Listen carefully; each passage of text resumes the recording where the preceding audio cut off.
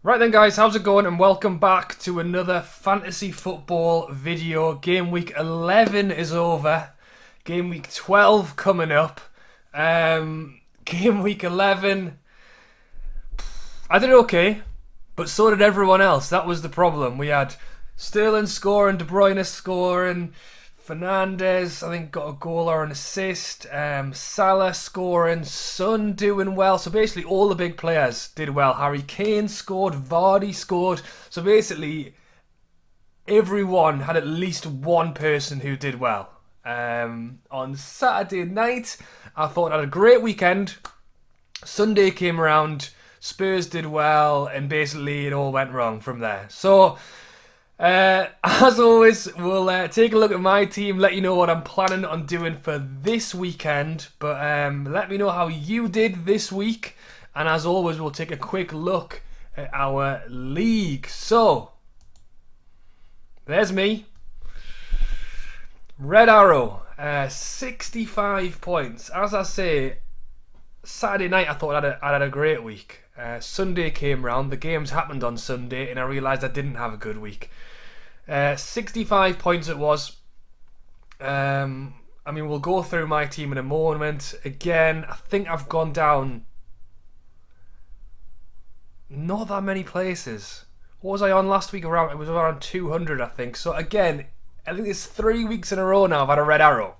They're not big red arrows. I think I've gone from 150 to 175 to 200 to 230.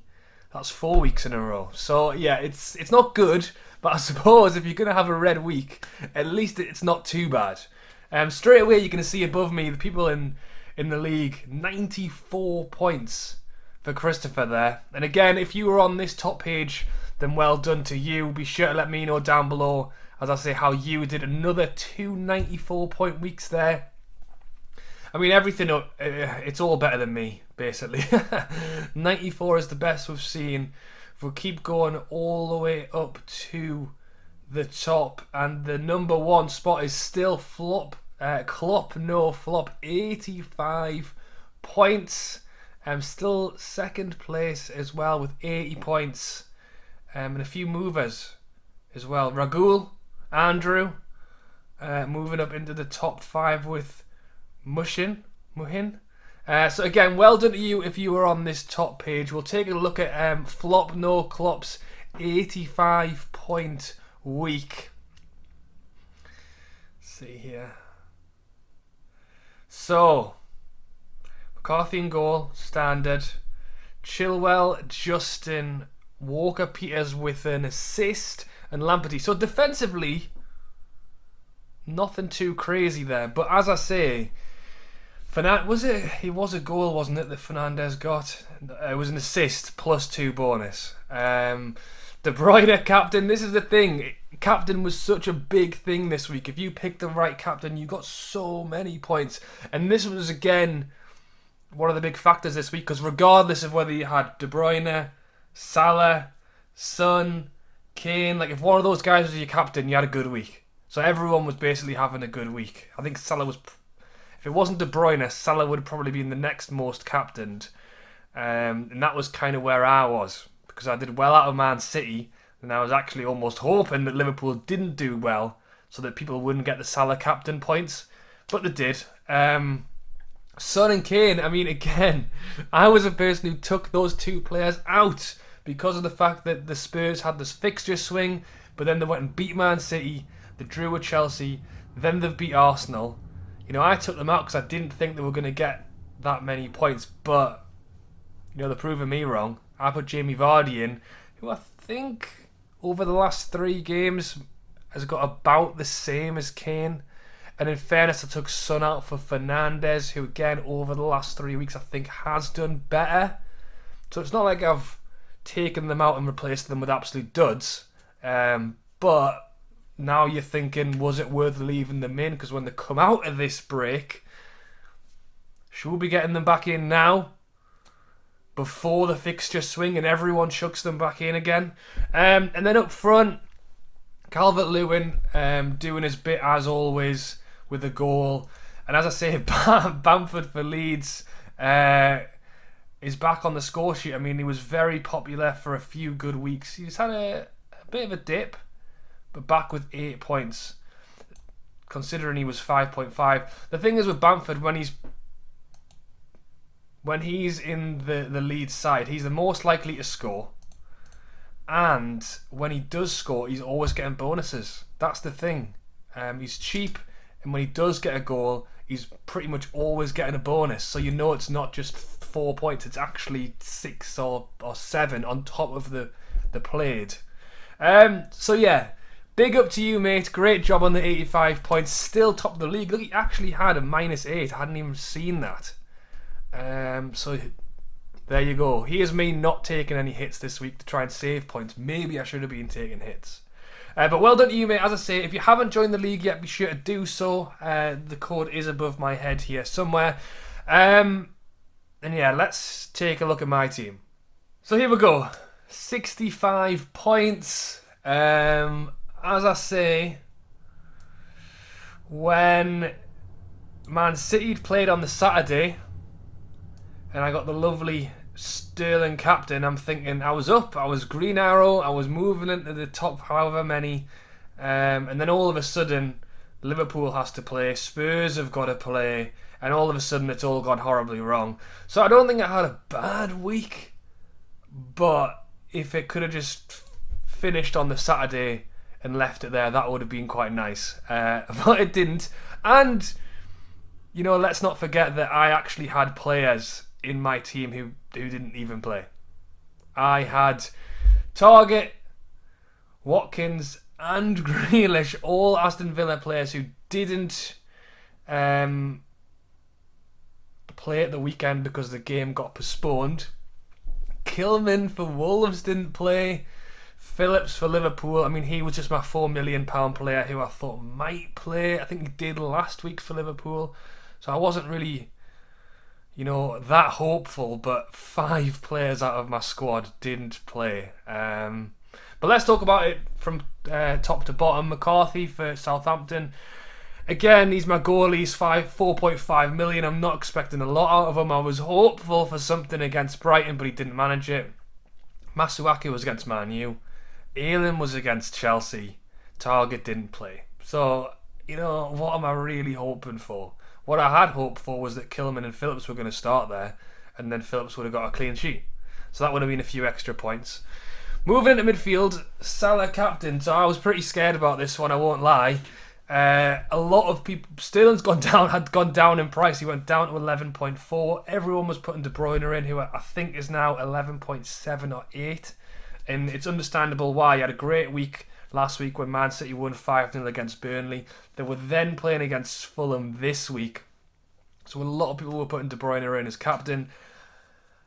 I decided to stay as a bit of an outsider. I mean, Sterling's percentage now is only 4%. I bet De Bruyne's must be in the 30s or something.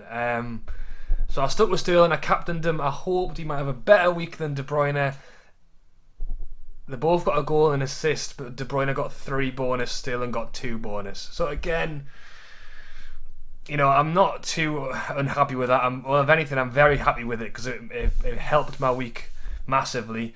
Fernandes didn't start. He came on as a sub but got an assist, so at least I got something out of him. I'm desperate for enough to at least have 11 players play, and I didn't even manage that. I had 9. Again, Salah scored, which is great for my points, but I actually think if Salah hadn't scored, I would have had a green arrow because so many people had Salah captain this week. But again, it's still 14 points. Calvert-Lewin got his goal. Vardy just managed to get a last-minute goal against Sheffield United plus 3 bonus points, so I'm happy with that. And again, as I say, Watkins wasn't on. So that was it. In terms of transfers last week, I did make one. I didn't want to take the Aston Villa lads out, basically. I felt like I was tempted by the free hit. I didn't use it. I was tempted to take out one of the Aston Villa players. I didn't really want to take Grealish out. Watkins was the one I was most likely to do. But for who? Adams from Southampton is also 6 million. Off the top of my head, I can't actually think that anyone scored that I would have brought in. So in hindsight, maybe it was a good thing to do. What I actually did was just subbed out Stevens, who's my third choice sub from Burnley, and changed him to Basuma because Basuma plays. So I basically got a point out of my transfer last week, which is better than nothing. But unless I couldn't upgrade target, I could have maybe put James in instead of one of my defenders. But again, looking at what's happening this upcoming week, I wasn't sure. Let's just take a look at what I'm doing for this week. So this is how my team is looking for the weekend. Remember, there is a game on Friday night, so you need to get your transfers done before 6:30 on Friday. But as I say, the transfers that I was faced with, I wasn't really feeling. I know James did get an assist. I think he got 5 points at the weekend, wasn't it? Because he didn't get a clean sheet, because Bamford scored. But in terms of players for this weekend, Masuaku's against Leeds, Target's against Wolves, Aylin's against West Ham, Phillips against Fulham, Kilman against Aston Villa. I know these guys didn't play, but basically all 5 of my defenders have got a good game this week.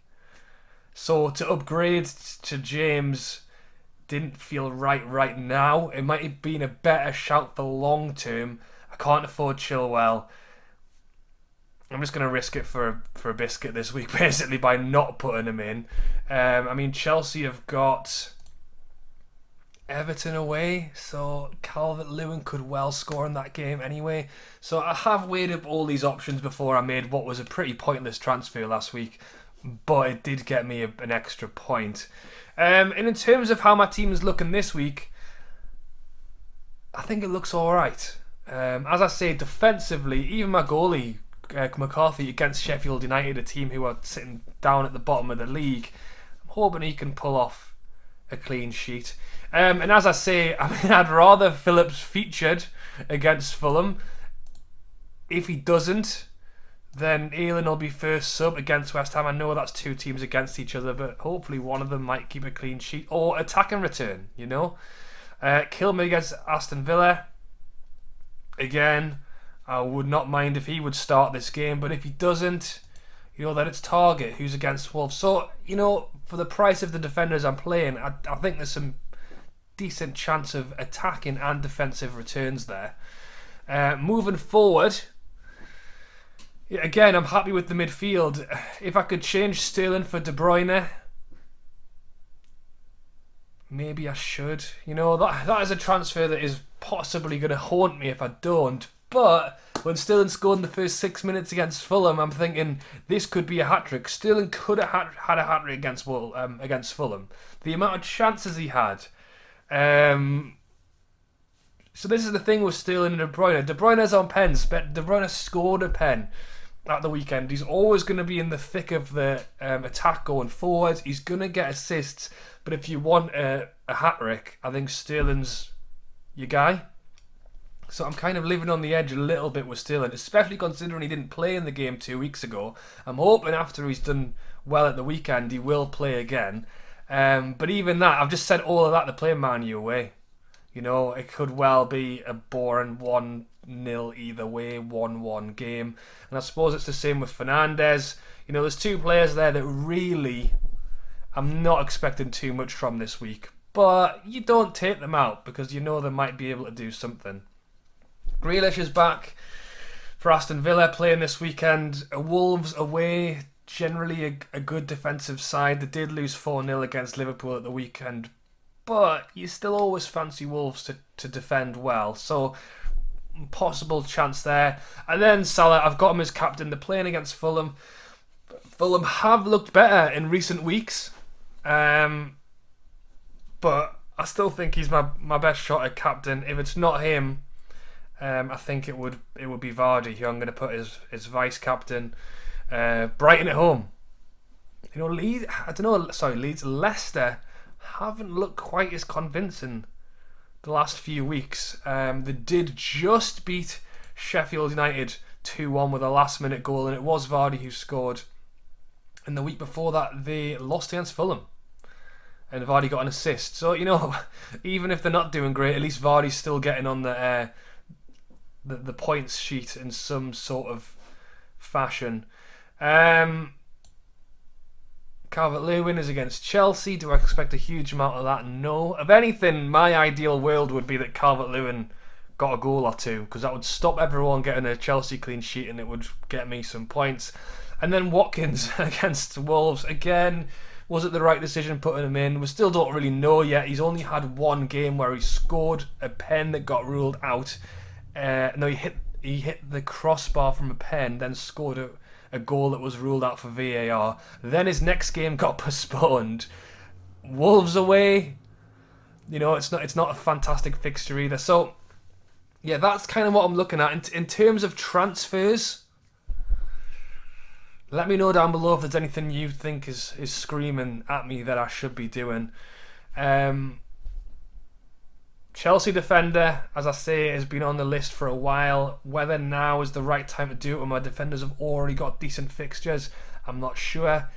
Should I just make the Sterling De Bruyne switch, or is living on the edge with a bit of an outsider in Sterling give a bit more potential for a better week? And against Man U, I don't know if it's really, either team could win 2-0 against each other. We just don't know which team's going to turn up. That's the problem with these two, because they're both Man U and Man City have been in pretty shoddy form, and then now I think Man U have won the last 3 or 4 Premier League games. Man City beat Burnley 5-0, beat Fulham 2-0. Are both teams going to come out and it's going to be goals galore, or is it going to be 0-0? So I don't think Sterling De Bruyne debate is really needed this week. And then attacking wise, as I say, Vardy against Brighton is a good fixture. If I was going to do anything, and I think it would possibly be look at maybe changing one of these two players, because will Phillips play against Fulham? He might. Is it even worth taking him out? Has Kilman actually lost his place for Wolves now? Because I've been debating taking Kilman out anyway. If we take a quick look at the fixtures. So I've started trying to use this a lot more. I didn't really I used to always look at fixtures going forward, but I've started using this thing, which basically just shows you all the fixtures that are coming up and whether they think it's easy, medium or hard. Again, Aston Villa, they do have Wolves, but then it's Burnley, then it's West Brom, then it's Palace, and then it gets a bit tougher.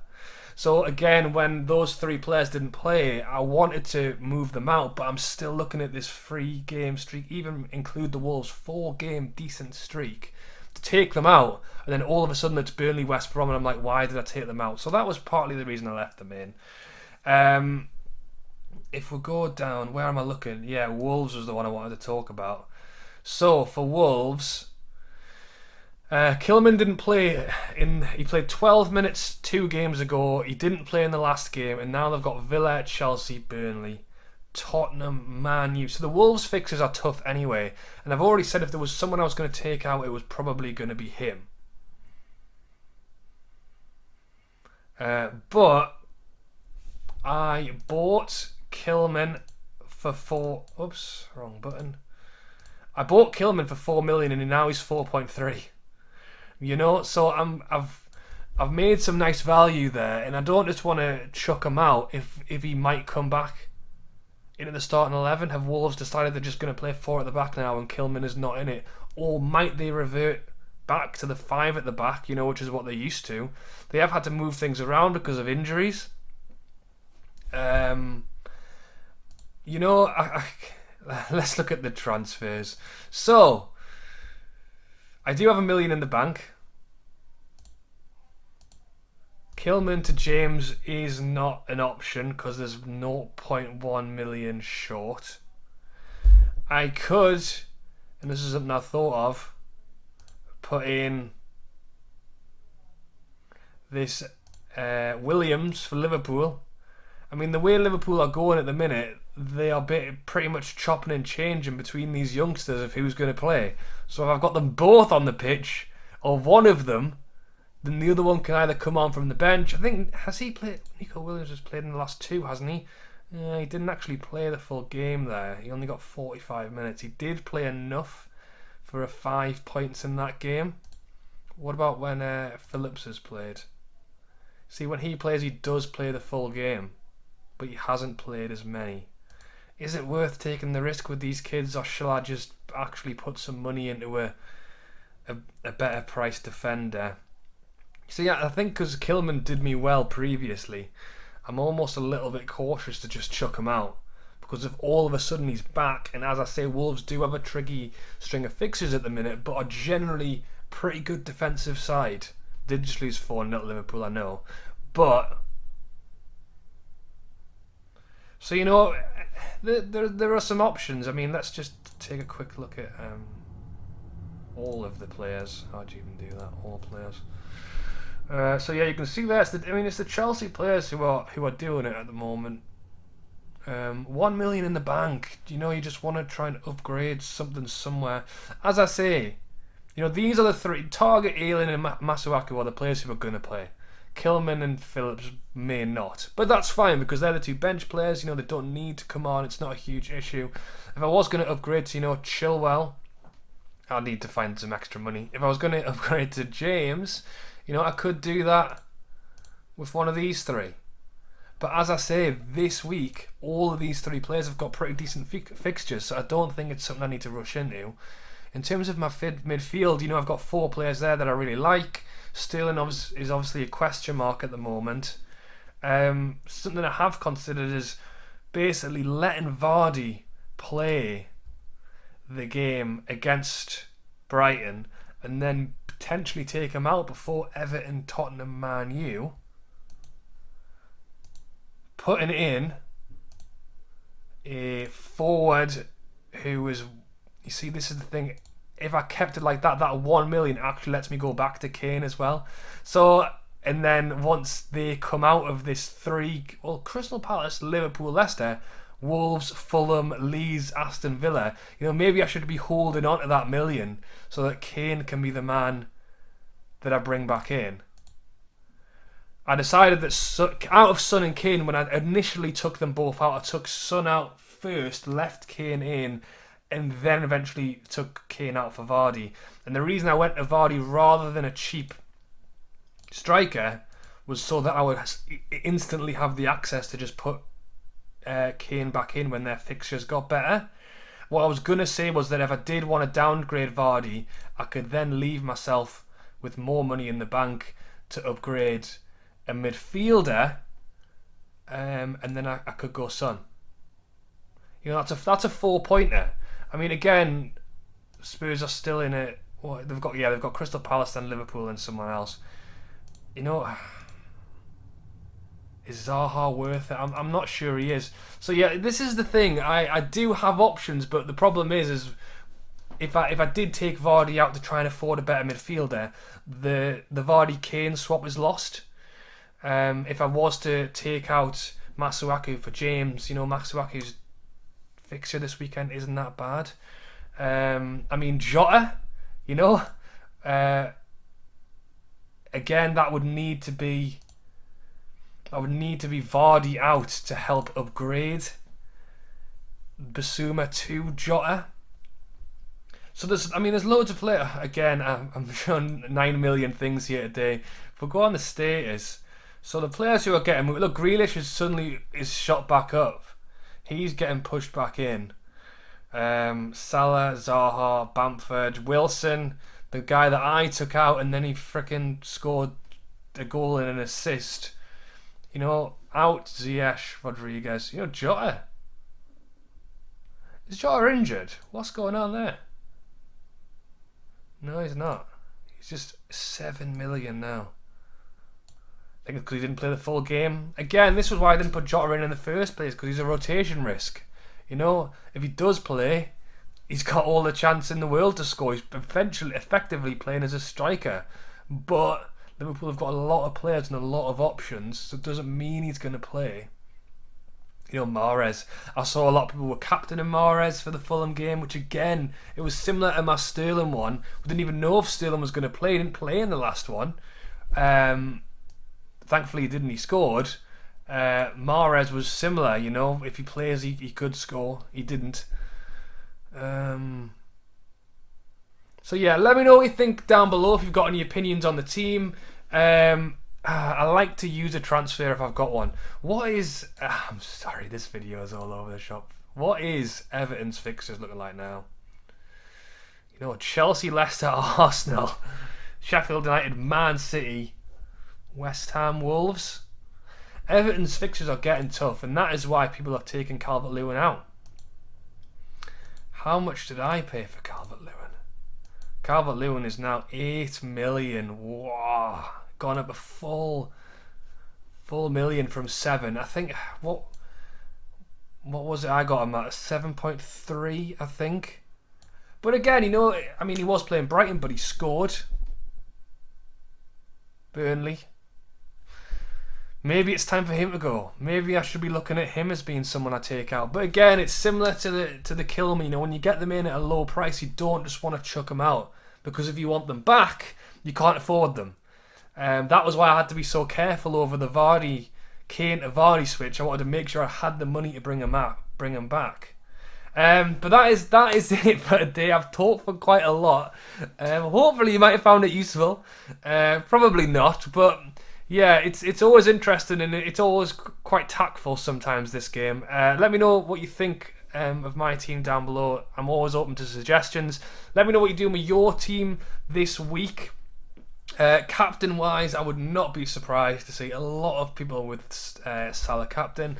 I don't think too many will captain the Man City or Fernandes players. Might see a few for Vardy against Brighton, but he hasn't done. I mean, he got an assist and a goal in the last 2 games, but you know, for a captain, you're hoping for a little bit more, and I think Salah's a player that could well achieve that. If I was gonna make a transfer, I don't think it's going to be anything too crazy. Again, I think the fixtures are decent. You know, Watkins against Wolves isn't great, but it's another £6 million striker.